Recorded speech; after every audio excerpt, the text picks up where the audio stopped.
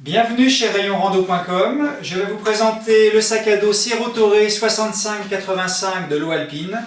On est sur un sac à dos qui va être conçu pour de la grande randonnée et également pour des voyages en long cours, parce qu'il est à la fois conçu pour être bien confortable avec des charges assez importantes, et puis également il a des capacités de rangement assez conséquentes, ce que je vais vous montrer en détail.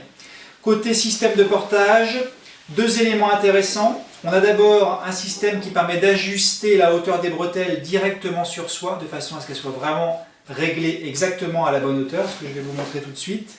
Et on a ensuite un système de report de charge avec une armature en U qui vient reporter la charge sur la ceinture de hanche, un matelassage assez ferme et renforcé au niveau des hanches, et puis le deuxième élément intéressant après le système de réglage, c'est la ceinture qui elle-même est mobile. Donc elle va pouvoir s'ajuster, s'adapter au mouvement de la personne tout en gardant une bonne stabilité du sac. Je vous montre rapidement le système de réglage directement sur soi. Donc vous voyez également qu'on a une ceinture qui est bien enveloppante sur les hanches. Le système de réglage fonctionne avec deux cordons, un sur chaque côté. Le premier permet de déverrouiller le système et le deuxième va permettre d'ajuster la hauteur des bretelles. Et ensuite on relâche le cordon et voilà, j'ai un sac qui va être réglé à ma hauteur immédiatement. Ensuite on va regarder les rangements. Donc pendant que je suis sur l'arrière, je vous montre rapidement, on a deux rangements assez importants au niveau de la ceinture. Donc là on peut facilement ranger un appareil photo et pas mal d'autres choses. Pendant que j'y pense, on a ici une cape de pluie qui est amovible. On va retrouver sur le côté deux grandes poches élastiquées où on va pouvoir mettre une gourde ou un vêtement. Sur le dessus, une grande poche également, avec un système porte-clés et puis une petite sangle supplémentaire qui est fournie si on a besoin de fixer des équipements sur le devant. Puisque à l'avant, on va retrouver donc des porte-équipements et également les fixations pour crampons et piolets, une de chaque côté. Donc on retrouve avec les fixations en bas de sac.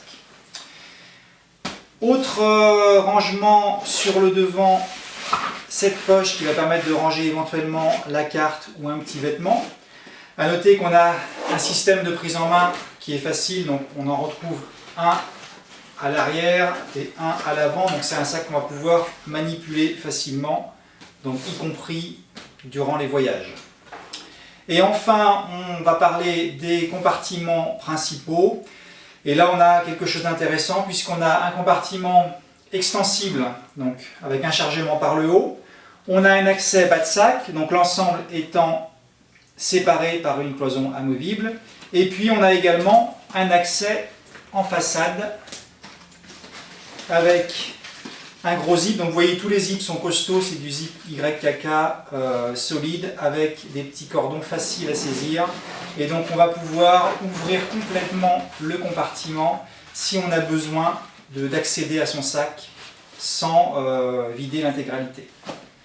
Donc ça c'est un élément intéressant également en randonnée comme en voyage, puisque là on va pouvoir poser le sac à plat et accéder facilement au contenu sans avoir à tout vider.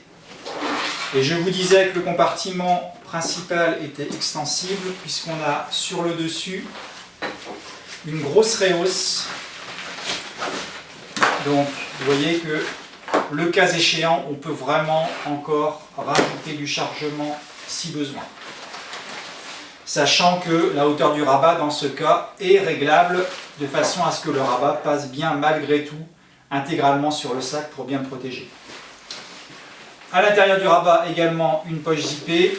Et puis le dernier point intéressant côté rangement, c'est qu'on a un compartiment pour poche à eau qui en fait est un petit sac à dos Bepac.